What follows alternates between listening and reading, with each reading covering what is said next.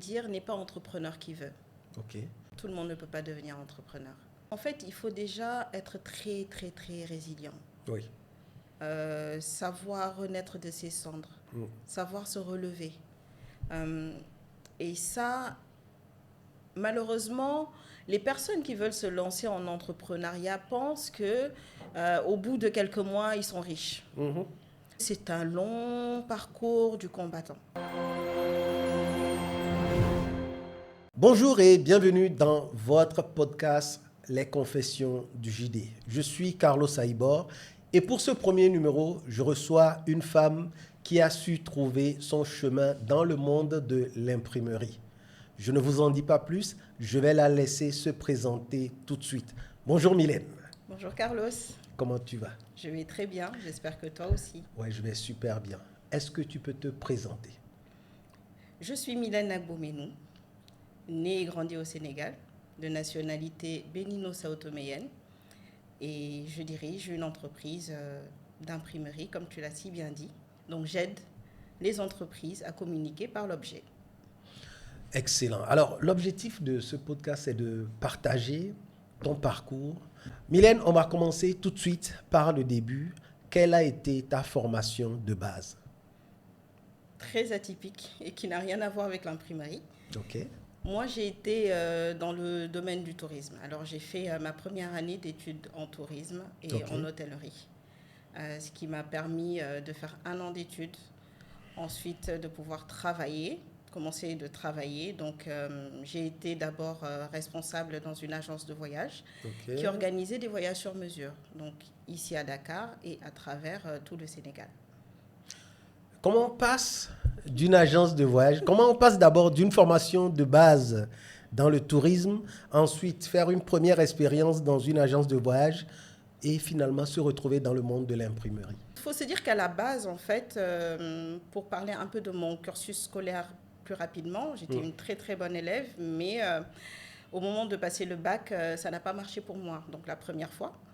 Et j'ai demandé à ma mère, je lui ai proposé de suivre des études en tourisme et hôtellerie.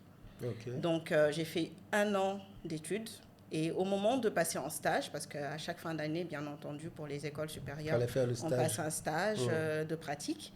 Donc je suis allée en stage dans une agence, dans un hôtel, pardon. Un hôtel, c'est un lodge même plutôt, qui se trouvait à Palmarin. Et c'est de là que est née ma passion, on va dire, pour le monde professionnel. Voilà, donc je n'ai pas poursuivi ma première année d'hôtellerie, pour des raisons un peu personnelles. Sur la partie formation, quoi. Exactement, sur la partie formation. Et du coup, ce que j'ai fait, j'ai été recrutée dans une agence de voyage sur mesure, comme je disais tout à l'heure.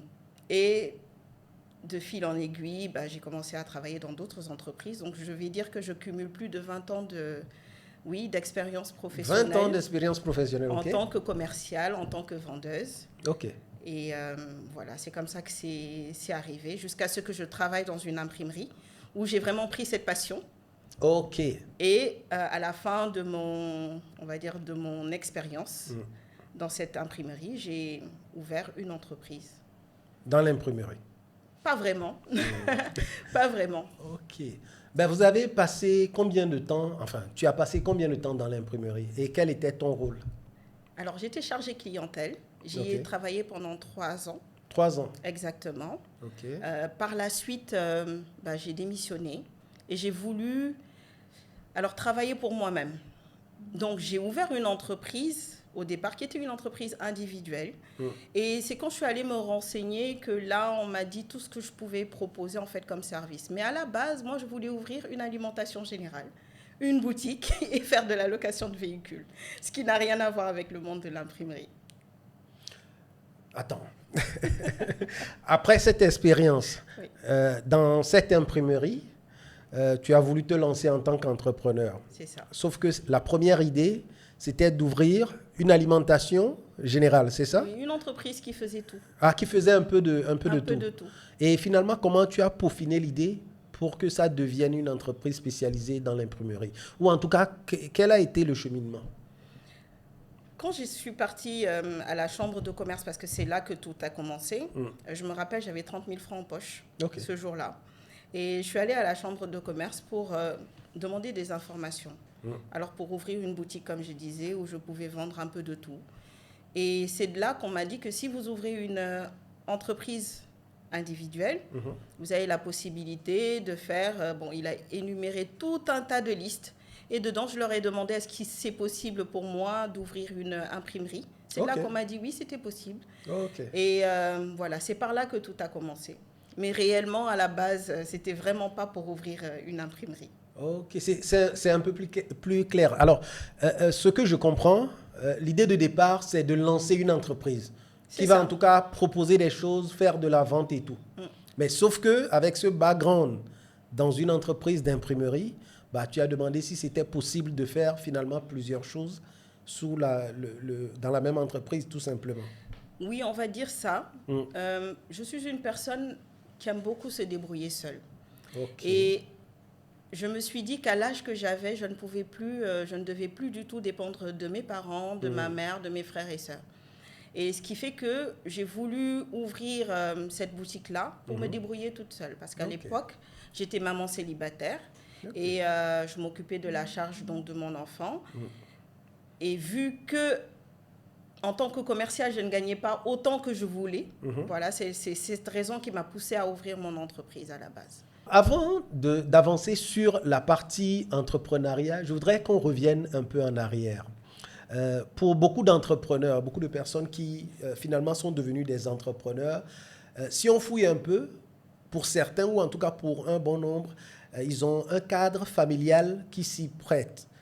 Est-ce que tu peux nous partager un peu sur ton enfance, ton cadre familial, voilà, la famille, tu avais des frères, des sœurs, enfin tu as des frères, des sœurs, et tout. Comment ça se passait? Parle-nous un peu de ça.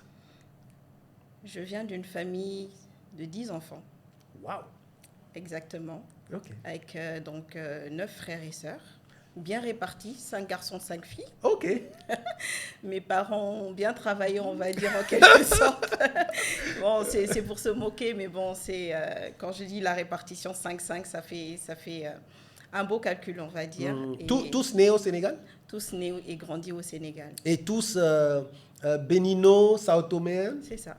Ah ouais. Alors, ma mère est de Sao Tomé et du Portugal, et elle a un peu de sang juif.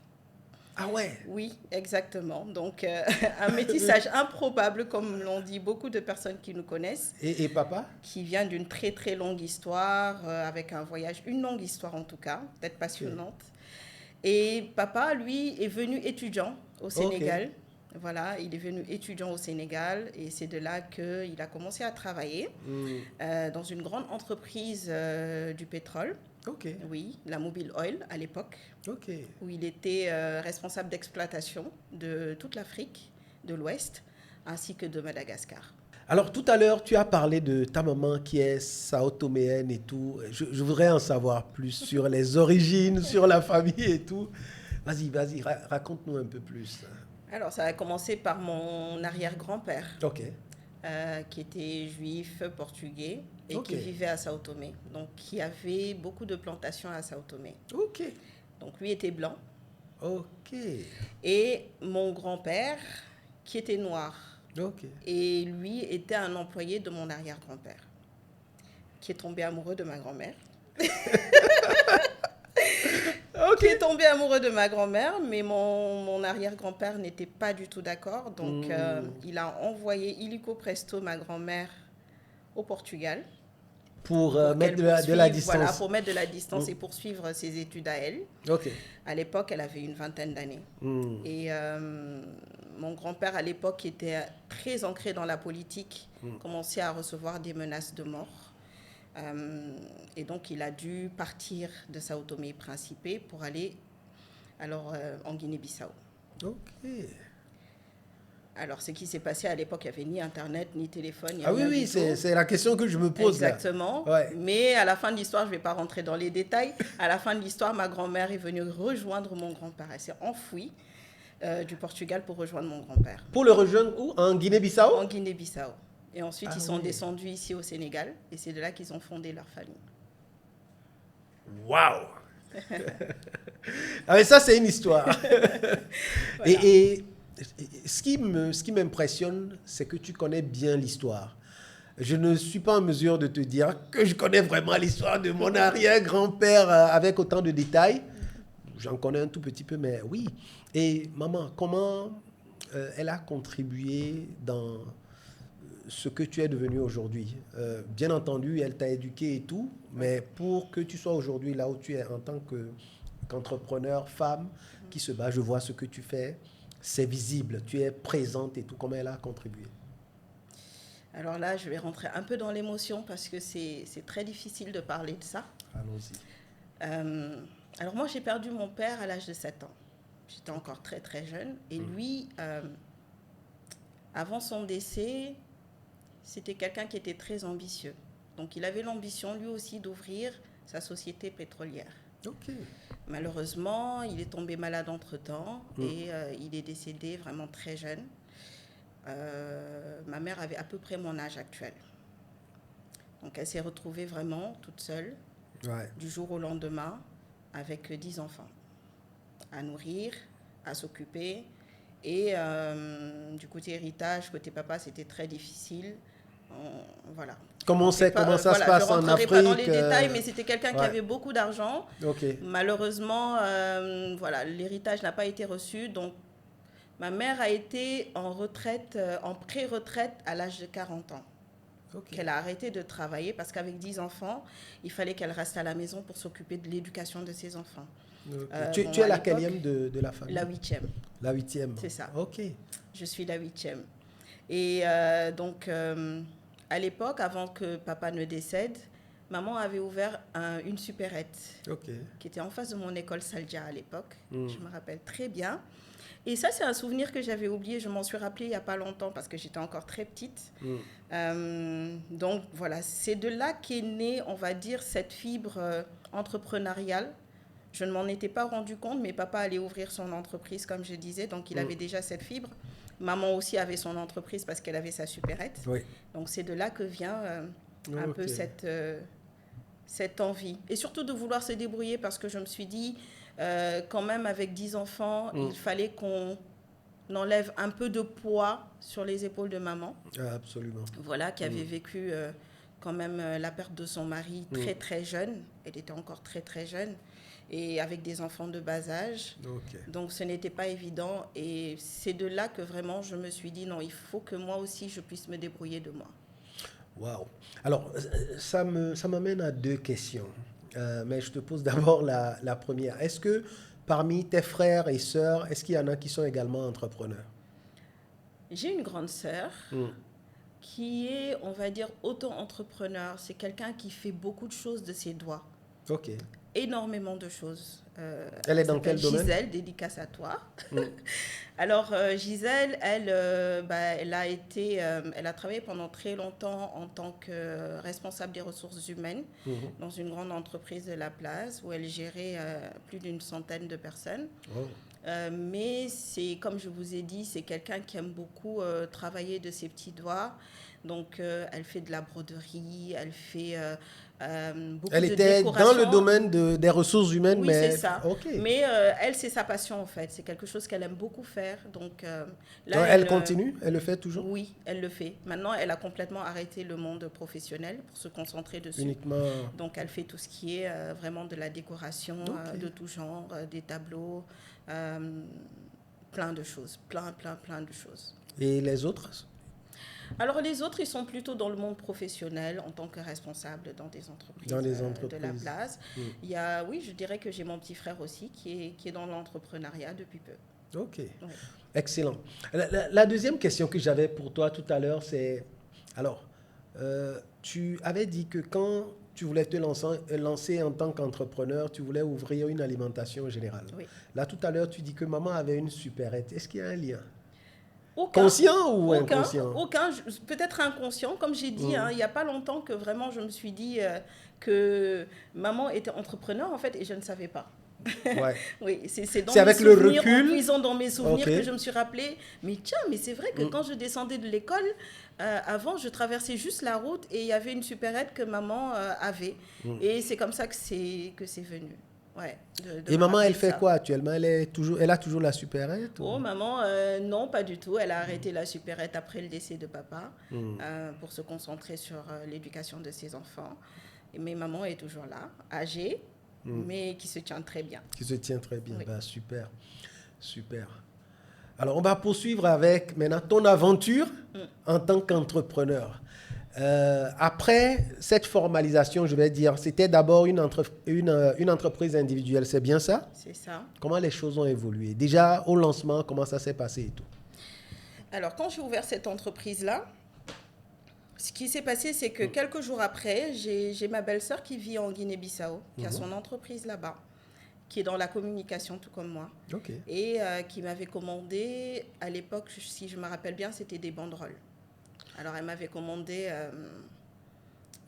beaucoup de banderoles. Et j'avais aussi des amis qui savaient que je travaillais en imprimerie, qui après, de temps en temps, me commandaient des cartes de visite et autres. Donc, Que tu je avais sous-traitais à des l'époque. commandes au début. C'est ça, Ok. que je sous-traitais à l'époque, petit à petit. Et c'est de là que l'offre, en fait, c'est tout simplement faite, on va dire, de manière vraiment très spontanée, où je commençais à recevoir vraiment des commandes un peu partout pour des impressions. Ok. Et c'est comme ça que c'est parti. Et des gros clients dès le début ou bien c'était d'abord... C'était des tout petits clients, on va dire. Hein. Ok. Donc, je me rappelle qu'à l'époque, je gagnais parfois 2000 francs pour une commande de carte de visite. Ok. Donc, il fallait d'abord que j'aille chez, à l'imprimerie où je sous-traitais à l'époque parce que je n'avais encore Tu rien. n'avais pas encore Exactement, je les n'avais machines... même pas de local, rien du tout. Ok. Et je me rappelle que j'avais même pris à crédit un ordinateur Oh, portable et une excellent. petite imprimante pour imprimer mes factures. Et je travaillais dans le salon de chez ma mère. Et quel a été ton capital pour démarrer? Zéro. Capital zéro. Zéro, exactement. Parce que Wow. comme j'ai dit au départ, j'étais avec 30 000 francs dans la poche. Et quand je suis allée pour ouvrir l'entreprise à la chambre de commerce, j'ai payé, je pense, quelque chose comme 20 000 francs. Et le reste m'a servi de transport, en fait. Ok. Juste pour revenir sur, disons, la référence dans le temps, c'était en quelle année? En quelle année tu as formalisé la première entreprise individuelle? Alors, je suis allée à la chambre de commerce, je pense, c'était vers janvier 2016. Janvier 2016. Janvier Ok. 2016. Donc, j'ai ouvert l'entreprise et j'ai formalisé en janvier 2017. Aujourd'hui, quelle est la forme juridique? On est en SARL. SARL. Tout à fait. Et le passage en SARL, c'était en 2017. Alors, on a fait, non, du tout. On était en entreprise individuelle de 2017 à 2023. Ok. En 2023, on est passé en SUARL. En 2024, on est passé en SARL. Ok. Cela veut dire que tu as eu des associés et autres Pas du tout. entre-temps. Ok. Toujours unique pour le moment. Toujours unique. Exactement. Ok. On va revenir sur ces détails. Je voudrais qu'on revienne un tout petit peu sur le début. Les premiers collaborateurs, tu les as eus à partir de quand? Mes premiers collaborateurs, je les ai Salariés eus en 2017. En 2017. En 2017. Alors, Ok. je parlais de ma belle-sœur, parce que c'est très intéressant de parler de ça. Je me rappelle qu'à l'époque, elle m'avait commandé 500 bâches. Ok. Et elle me disait que si je respectais vraiment le délai, parce que c'était un délai très court, en 3 jours. 3 jours, 500 oui, bâches? Oui, tout à fait. Ok. Donc, j'ai relevé le défi. Je lui ai fait ces 500 bâches. Elle était tellement contente. En 3 jours? En 3 jours. Ok. Donc, j'ai sous-traité encore une fois. Et dès que je lui ai livré, qu'elle a vu la qualité des bâches, elle m'en a commandé encore 1000. 1000 après. Exactement. Et Ça représente quoi comme chiffre d'affaires à l'époque? C'était un bon chiffre d'affaires. Ça tournait autour d'une dizaine de millions. C'est pas mal ça. J'ai eu un bon bénéfice qui m'a permis d'acheter ma première machine. Excellent. Et donc, à ce moment-là, de trouver un local et de trouver des employés.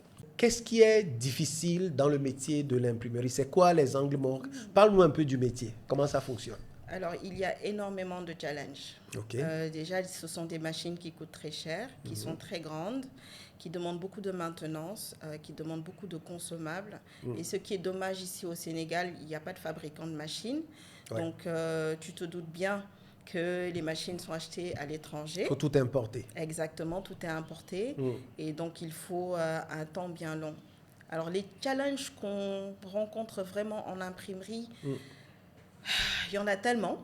Mais je commencerai par vraiment, on va dire, la maintenance et la qualité d'impression. Parce que vous savez, les machines, parfois, peuvent sortir autre chose qu'on leur commande de faire. Ah oui. Et donc après, il faut tout reprendre.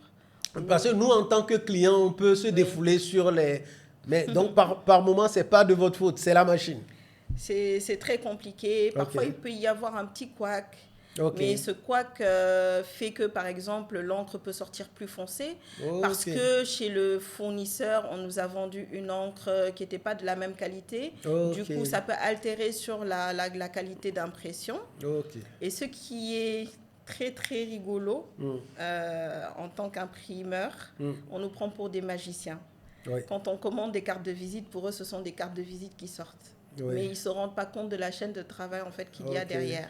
C'est toute une chaîne de travail qui passe de la commande et ensuite à la fiche de production, de la fiche de production à l'imposition du fichier. Mais attends, justement, je voudrais que tu nous précises juste un parcours de commande et de livraison de cartes de visite.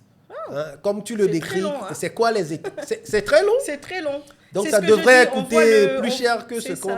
On voit le produit fini, mais on ne se rend pas compte en fait du temps de travail que ça prend.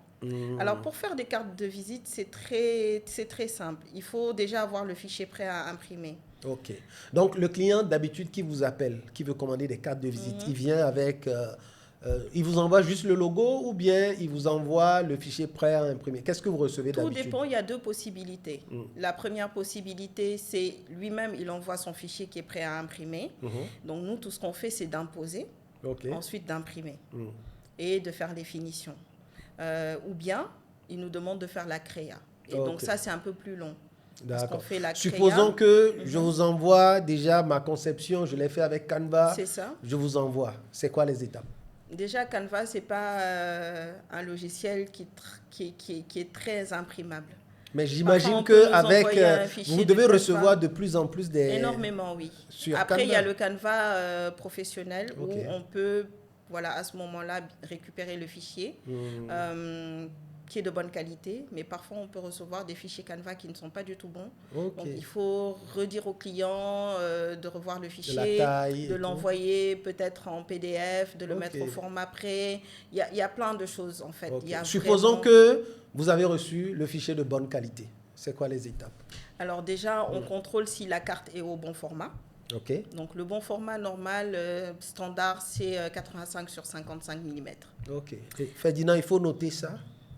Comme ça, on sait maintenant quelle dimension on doit envoyer la prochaine fois. C'est ça. Alors 85 sur 55 mm. Alors, pour avoir une marge de découpe, nous, on l'impose sur du 90-60. Parce qu'en coupant, on peut perdre en fait en millimètres.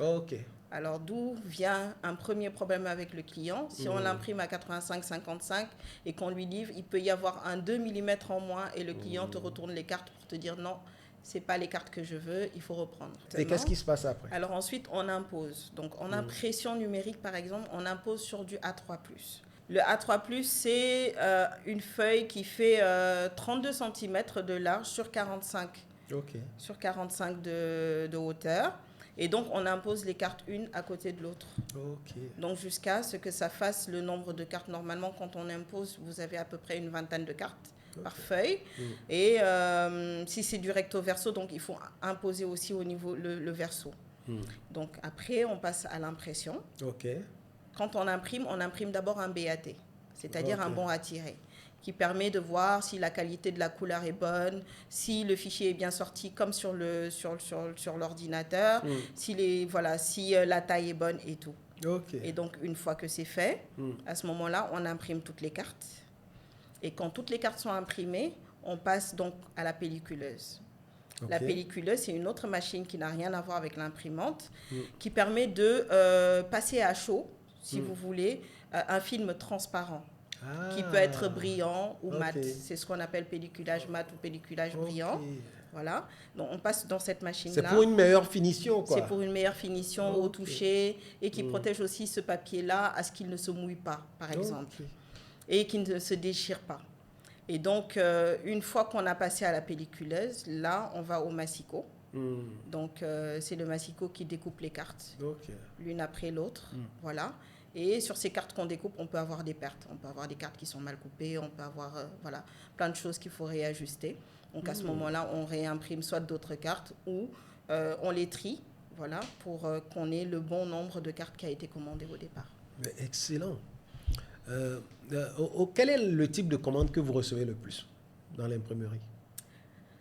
C'est les cartes? Alors, on est en B2B, ce qui fait qu'une entreprise peut commander plusieurs produits différents. Okay. Ça peut être par exemple des blocs-notes accompagnés de stylos, ainsi que de sacs tote bag, avec peut-être un cadeau en plus. Donc, je vais dire qu'on a beaucoup de commandes un peu de tout, mais on fait beaucoup plus des blocs-notes et des kakémonos, ainsi que des stylos. Tout ce qui est goodies, en fait. Tout ce qui est cadeau d'entreprise. Il y a beaucoup plus de commandes là, sur ces éléments-là. Oui. Mais excellent. Alors, je risque de m'enfoncer dans la technique de l'imprimante et tout, parce que peut-être que... C'est passionnant. J'ai une passion cachée pour ça. Mais je voudrais qu'on revienne un peu sur la partie gestion des ressources humaines. D'accord. Parce qu'on le sait, hein,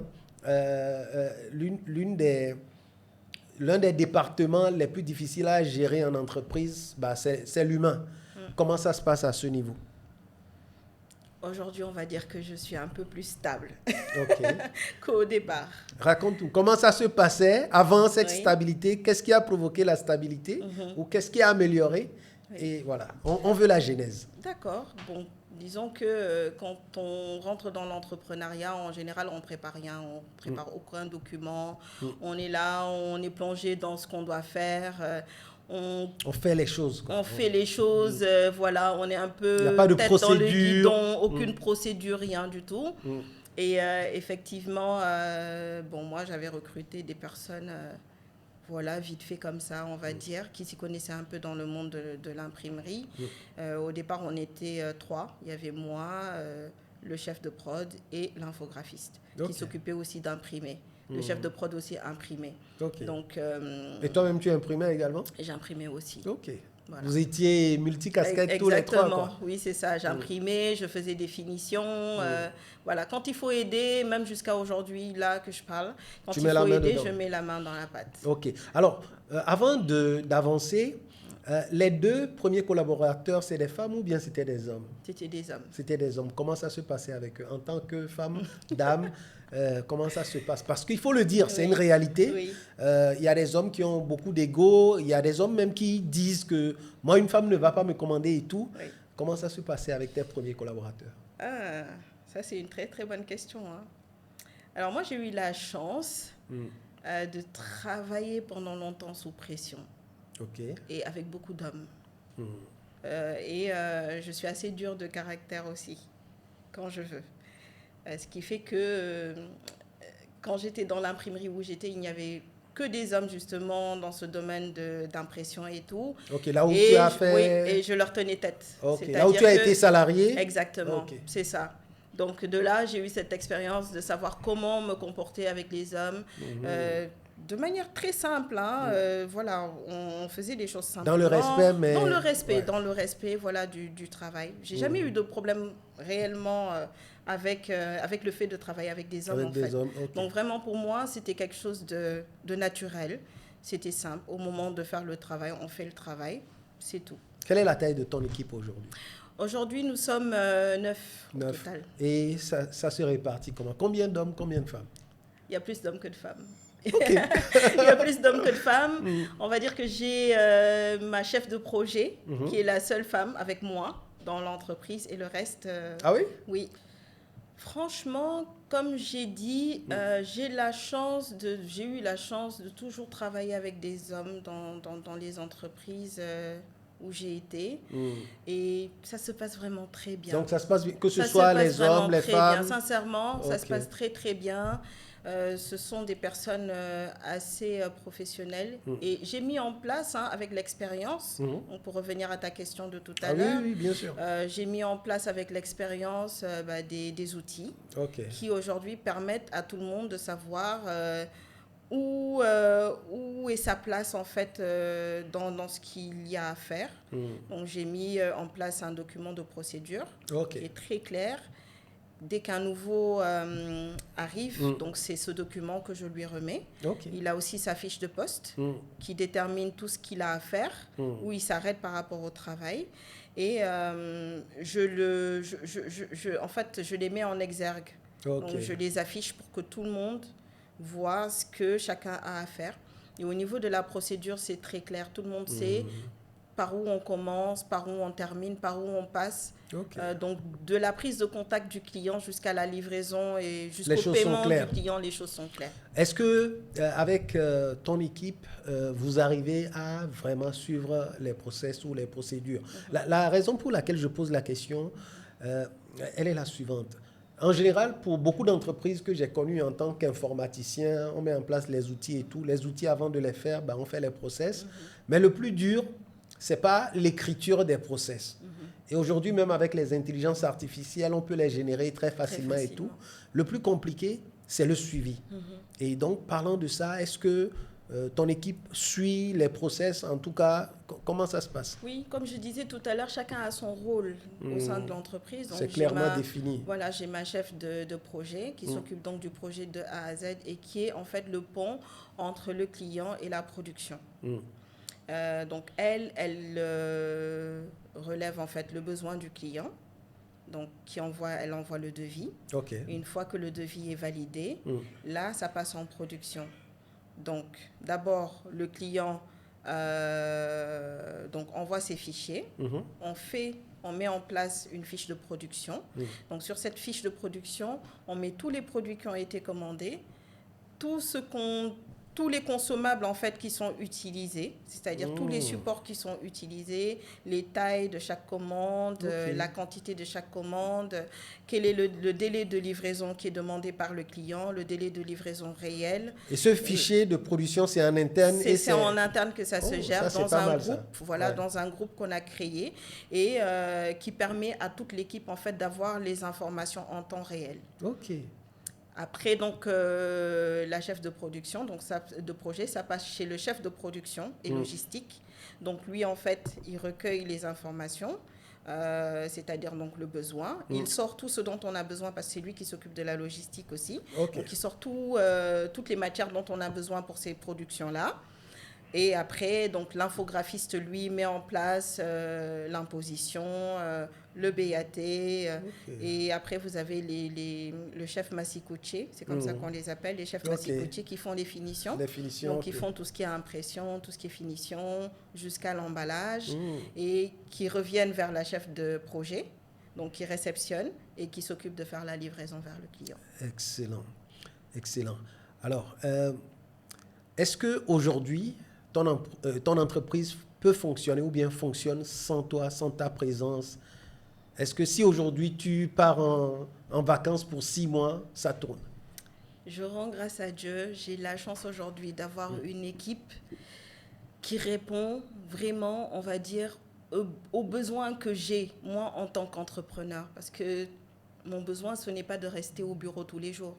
C'est de pouvoir compter sur une équipe qui est là, qui connaît le process, qui sait comment travailler, qui sait comment réagir. Qui est autonome, quoi. Qui est totalement autonome. Et je l'ai expérimenté à 2 reprises. Je suis partie en voyage pendant plus d'1 mois et vraiment tout a tourné tout seul. Donc aujourd'hui, je peux dire vraiment que je suis contente de l'équipe que j'ai, de l'organisation qu'on a mis en place. Ça n'a pas été facile parce qu'il fallait tout le temps mettre à jour, réinitialiser, appeler les gens en réunion, leur parler, voilà, et vraiment bien les former afin que demain, justement, je sois dans la possibilité de quitter le bureau, même 1 semaine en restant chez moi, sans que cela ne demande... voilà, exactement. Ok. Est-ce que tu as des challenges sur la partie ressources humaines ou bien ça va? Alors oui, bien sûr, on a toujours des challenges parce que parfois on n'a pas tout ce qu'on veut, mais je pense qu'ils sont à féliciter pour ce qu'ils ont déjà eu à faire. Donc je parle aujourd'hui de mon équipe qui vraiment ne démérite pas. Et moi, ce qui me fait plaisir, ce sont des personnes qui, même en cas de problème, essayent de trouver des solutions. Ok. Donc, c'est vraiment quand ils sont vraiment serrés. Quand ils là, sont dos au disent, mur, qu'ils reviennent vers toi. Voilà, Quoi. là, c'est compliqué, il faut que Ah ouais, tu viennes aider. c'est... Exactement. Ça, c'est le rêve. C'est le rêve. Je n'ai pas encore le nombre d'employés que je cherche, je n'ai pas encore toute l'équipe que je recherche. Parce que quand on veut grandir, on a besoin aussi voilà, de mieux organiser les choses. Absolument. Mais pour les bases que j'ai aujourd'hui, je suis confiante de savoir que si demain j'ai plus de personnes qui viennent, que je puisse à ce moment-là compter sur l'équipe qui pourra la former correctement. Ben, excellent. En termes de croissance, de stratégie de croissance, Oui. moi j'ai vu, je suis un peu FEFCOM sur LinkedIn notamment, Oui. et je ne sais pas si j'ai bien vu, tu vas nous dire tout à l'heure, quelle est ta stratégie de croissance? Je veux dire, croissance sur ta verticalité qui est l'imprimerie, ce que tu fais aujourd'hui, mais également croissance sur, disons, des métiers connexes. C'est quoi ta stratégie? C'est une très très bonne question. Alors j'ai 2 projets qui sont actuellement en chantier, qui sont donc le développement d'un atelier de confection de packaging. Ok. Donc qui parle toujours de l'imprimerie, hein. C'est vraiment dans ce domaine-là parce qu'il faut imprimer sur les cartons, il faut confectionner, donc c'est vraiment dans notre corde.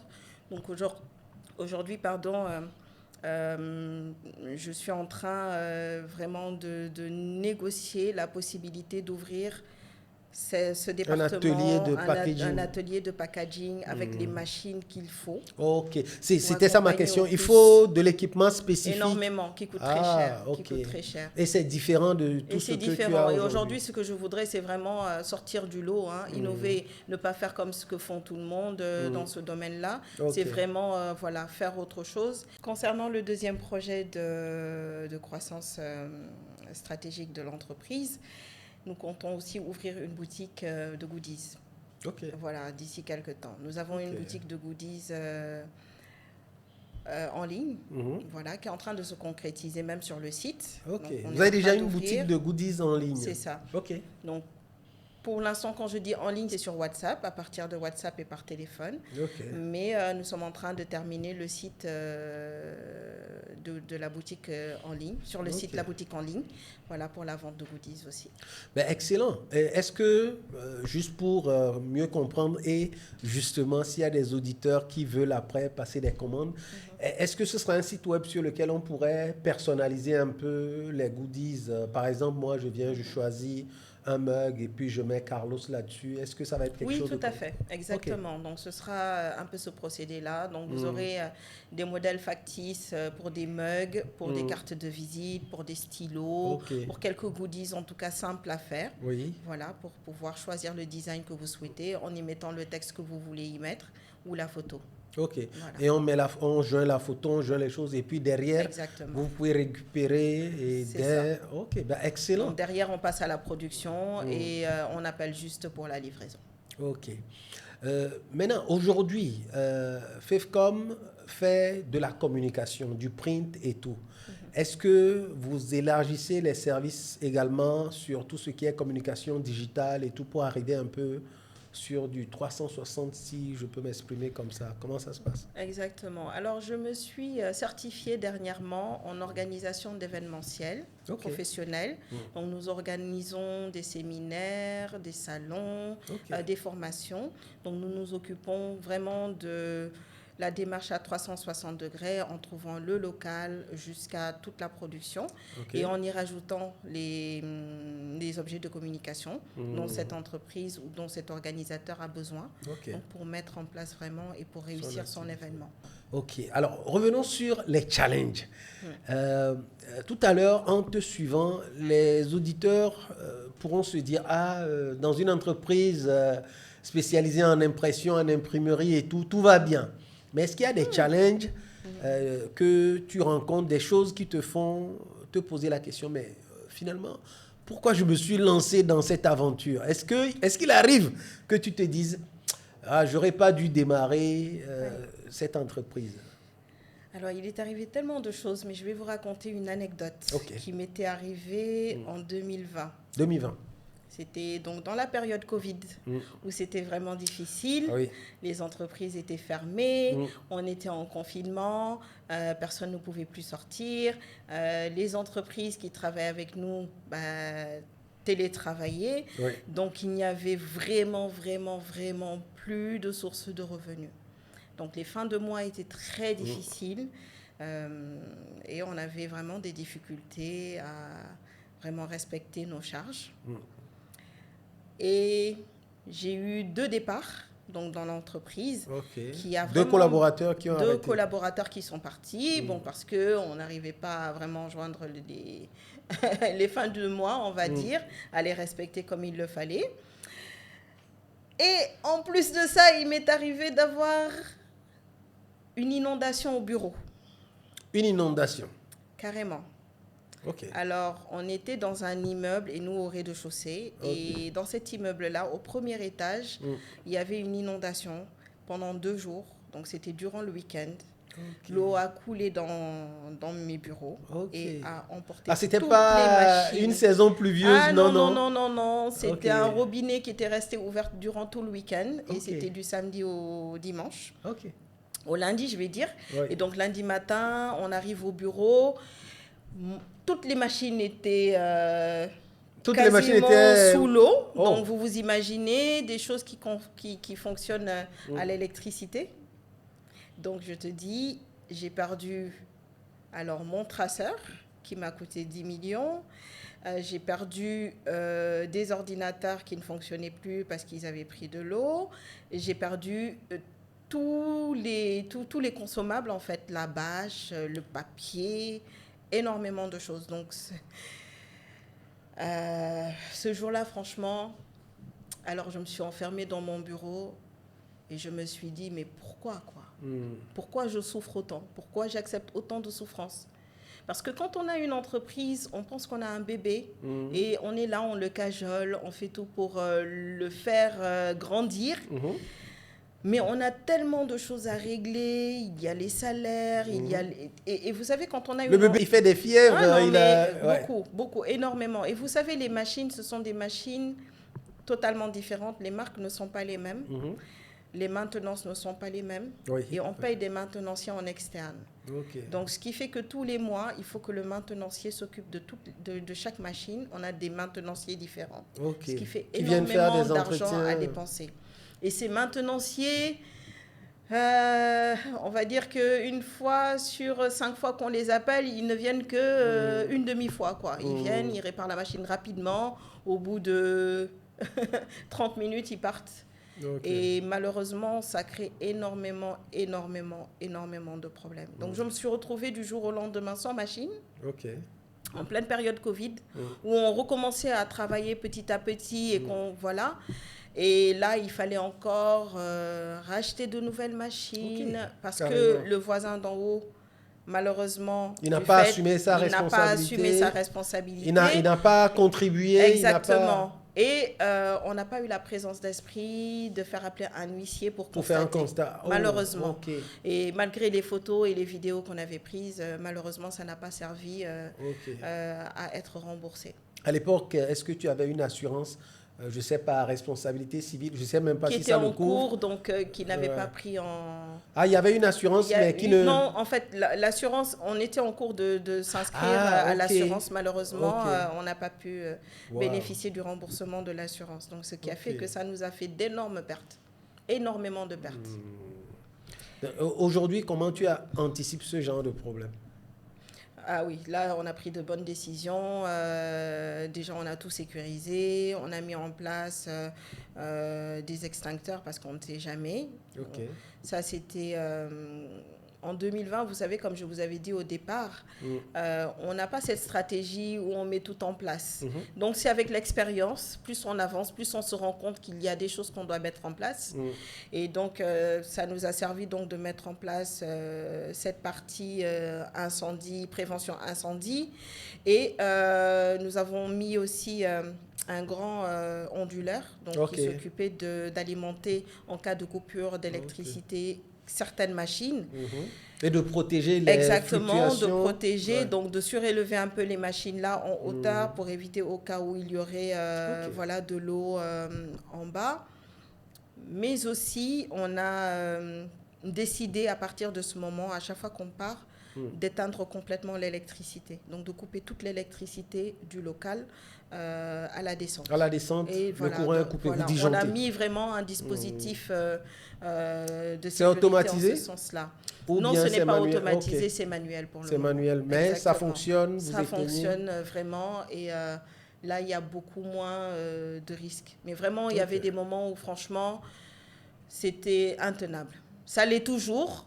Parfois, c'est compliqué, mais on tient. Alors, on va parler à présent de ta vie familiale en tant qu'entrepreneur. Comment tout ça se passe? Je suis maman, célibataire. Donc, pour l'instant, pas en couple, mais j'arrive à lier le fait d'être maman et d'être entrepreneur. Donc, j'essaye de vraiment jongler sur l'éducation de ma fille, sur son école, sur ses activités.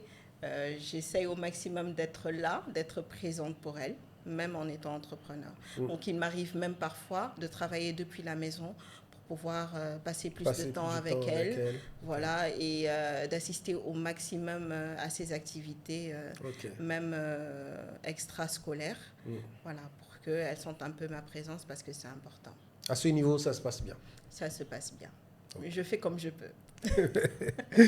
Parfait. Alors, maintenant, imaginons une jeune femme, un jeune homme de 20 ans ou de 25 ans qui veut se lancer son entreprise d'imprimerie, ou en tout cas quelqu'un qui veut plus ou moins faire le même parcours que tu as fait, qui se dit « Ah, j'ai peut-être pas le bon diplôme, j'ai peut-être pas tel montant à investir et tout. » Déjà, quel conseil tu donnerais à cette personne? Et au-delà, quel est le chemin ou le parcours un peu que tu peux lui tracer à suivre? Tu me poses une question très pertinente. Avant tout cela, moi je vais dire, n'est pas entrepreneur qui veut. Ok. Donc tu penses que tout le monde ne peut pas devenir entrepreneur? Non, tout le monde ne peut pas devenir entrepreneur. Pourquoi? Ils peuvent essayer, mais parce qu'en fait, il faut déjà être très, très, très résilient. Oui. Savoir renaître de ses cendres, savoir se relever. Et ça, malheureusement, les personnes qui veulent se lancer en entrepreneuriat pensent que au bout de quelques mois, ils sont riches. C'est un long parcours du combattant. Et ça peut être très long. Énormément. Ouais. Alors moi, je me rappelle de quelqu'un qui me disait justement, il avait de l'argent à mettre pour son entreprise et tout. Qu'est-ce que je lui conseillais? Je lui ai dit, écoute, si tu sais que pendant 5 ans, tu peux ne rien gagner, à ce moment-là, tu peux te lancer. Il m'a dit non, c'est pas possible, donc je ne lance pas. Ouais. Je ne me lance pas. Et c'est ce que je veux dire. Si vraiment, pour toute personne qui veut ouvrir son entreprise, quelle qu'elle soit, n'a pas cette faculté d'être patiente et de se dire que pour construire une entreprise, il faut plusieurs années. Et c'est à partir de là qu'on peut gagner de l'argent. À ce moment-là, mieux vaut ne pas se lancer. Et on en a vu beaucoup qui ont mis de l'argent dans leurs entreprises, mais après qui ont dû fermer parce que parfois, ils sont obligés, encore une fois, d'injecter encore de leur propre poche et ils se rendent compte que l'argent n'entre pas comme ils le veulent et qui finalement se disent, mais voilà, quoi, c'est quoi l'entrepreneuriat? L'entrepreneuriat, c'est vraiment être kamikaze. Pour moi, c'est ça. C'est vraiment... Être un peu kamikaze. Ah oui, mais oui, c'est vraiment oser se casser, se briser et se relever, en fait, même si c'est à partir de zéro. Et ça, tant qu'on ne l'a pas expérimenté, on ne pourra pas vraiment l'expliquer mieux que ça. Moi, c'est ce que je veux dire. Je ne veux pas faire peur en disant que l'entrepreneuriat, c'est très difficile, c'est très prenant. Il faut avoir la volonté. Et pour moi, c'est à partir de cette volonté-là qu'on arrive à faire quelque chose. Mais en se disant qu'il faut le temps. Il faut du temps, simplement. Ben, excellent. Et du coup...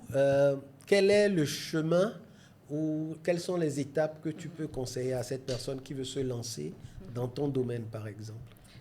Est-ce qu'il y a déjà de la place à prendre encore? Dans le domaine, moi, je me dis que tout le monde a sa place. Pourquoi Tout pas? le monde a sa Tout le place. monde a sa place. Ok. Et quel est le chemin? Quelles sont les étapes que tu conseillerais? On peut commencer à partir de zéro. Ok. L'essentiel, c'est vraiment de proposer de la qualité. Pas besoin de gros diplômes? Pas besoin de diplôme. La preuve, je n'ai pas eu le bac. Ok. Et aujourd'hui... Aujourd'hui, tu fais partie des femmes, en tout cas, que moi, je respecte beaucoup dans le domaine. Merci. Sérieusement. Merci. Quand je vois ce que tu fais, ok. Pas besoin de C'est diplôme. gentil. D'accord.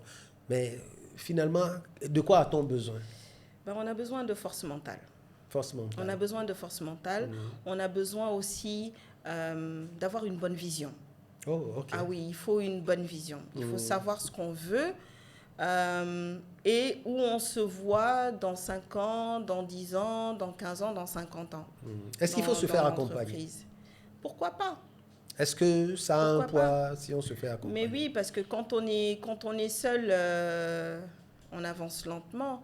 Quand on est à plusieurs, au moins, on a déjà, comment dire, ce soutien-là qu'on recherche. Parce que nous, en tant qu'entrepreneurs, il faut le dire, c'est très, très, très difficile de discuter de ça avec des personnes qui ne sont pas entrepreneurs comme nous. Parce qu'ils ne comprennent pas, en fait, les challenges qu'on vit.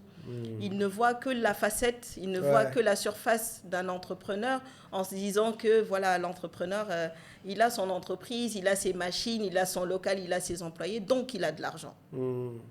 Mais comment, par où cet entrepreneur est passé? Qu'est-ce qu'il a vécu? Qu'est-ce qui a fait qu'il soit arrivé là? Qu'est-ce qui s'est passé? Quelles sont les étapes? Et quels sont les challenges qu'il vit tous les jours? Ça, c'est vraiment autre chose. Et il n'y a que quelqu'un qui vit quasiment la même chose que nous, qui est en mesure de le comprendre. Et quand on est à plusieurs, c'est là qu'on gagne un peu plus de force. Excellent, excellent. Donc, pour quelqu'un qui veut se lancer, bah, déjà les étapes, c'est accepter de se lancer, quel que soit le diplôme. C'est être résilient, vraiment, c'est tout. être... Oui, c'est ça. Okay. C'est d'abord de se dire que tout le monde est capable de pouvoir arriver à quelque chose même sans diplôme, avoir une vision claire de où elle veut mener son entreprise. Également choisir les services qu'on veut proposer, j'imagine. Par exemple, et vraiment aller dans l'excellence. Okay. Aller dans l'excellence. Oui, oui, faire des choses totalement différentes de ses concurrents pour se démarquer. Déjà bien les faire. Son chemin, tout à fait. Ok. C'est ça. Tout à l'heure, tu disais que pour réussir de manière efficace, en tout cas, il faut bien s'entourer. Et je voudrais savoir, pour toi, quel est l'élément ou comment tu t'es entouré au-delà de ton équipe pour pouvoir te développer et continuer par faire grandir cette entreprise? Ça, je vais en parler avec grand plaisir, parce qu'effectivement, il est très, très important de s'entourer des personnes qui nous ressemblent. Oui. Et donc, j'ai su m'entourer d'amis entrepreneurs, voilà, qui sont dans des domaines différents, mais qui sont des amis. Et j'ai intégré une communauté qui s'appelle le CJD, c'est-à-dire le Centre des jeunes dirigeants, dans lequel aujourd'hui je suis membre du bureau et que j'ai intégré depuis maintenant 5 ans. Excellent. Alors, qu'est-ce qu'une entreprise ou bien une organisation comme le CJD peut justement apporter? On est dans ce podcast dans le cadre du CJD, mais je voudrais que tu partages à titre personnel ce que le CJD t'apporte et qui contribue finalement à pouvoir faire croître ton entreprise. Alors, s'entourer de personnes membres du CJD te fait grandir, parce que c'est pas pour rien qu'on appelle le CJD l'école du dirigeant. C'est vraiment une école qui t'apprend à diriger ton entreprise. En cas de crise, comment se comporter, quelles sont les décisions qu'il faut avoir. Nous faisons aussi beaucoup au sein du CJD des formations qui nous permettent vraiment d'avoir les bonnes attitudes en tant qu'entrepreneur. Parce qu'il y a des écoles un peu partout de formation, mais on ne forme pas les entrepreneurs. Et l'école de l'entrepreneur dont je fais partie, qui est le CJD, comme je disais tout à l'heure, m'a permis vraiment d'avoir une meilleure vision de l'entreprise, de mettre en place des documents qui permettent aujourd'hui de pouvoir dérouler le travail au sein de mon entreprise correctement. Nous faisons aussi souvent, nous nous avons des sections qui nous permettent de discuter un peu des problèmes que nous rencontrons au sein de l'entreprise et qui nous font ne pas nous sentir seuls, en fait.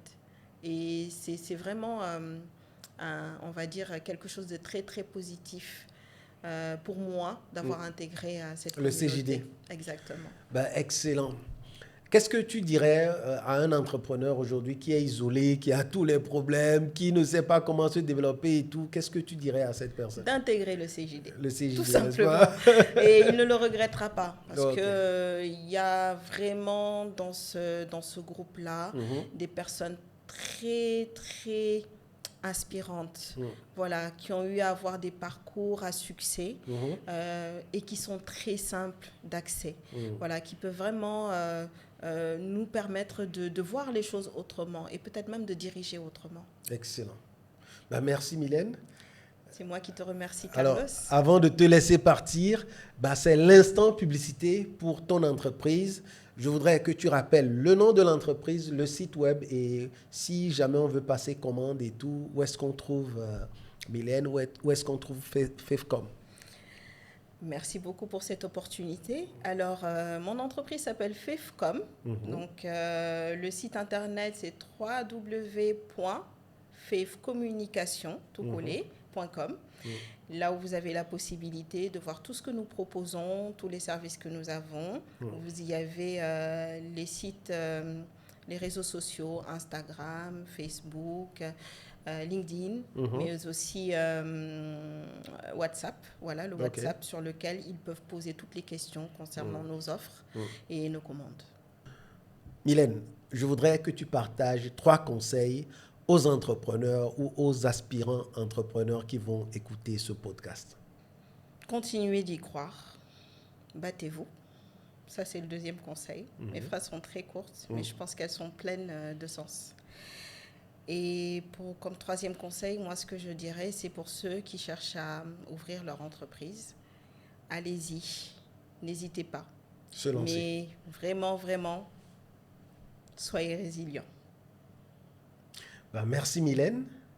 J'espère que vous avez pris autant de plaisir que moi à écouter Mylène dans ce numéro Confession du JD. Je vous donne rendez-vous dans le prochain numéro avec un autre JD ou avec une JDette. En attendant, je vous invite à liker cette vidéo, à poser vos questions ou vos commentaires dans la partie commentaires et partager cette vidéo à tout votre entourage et à ceux qui veulent se lancer dans l'entrepreneuriat. On se retrouve dans le prochain numéro.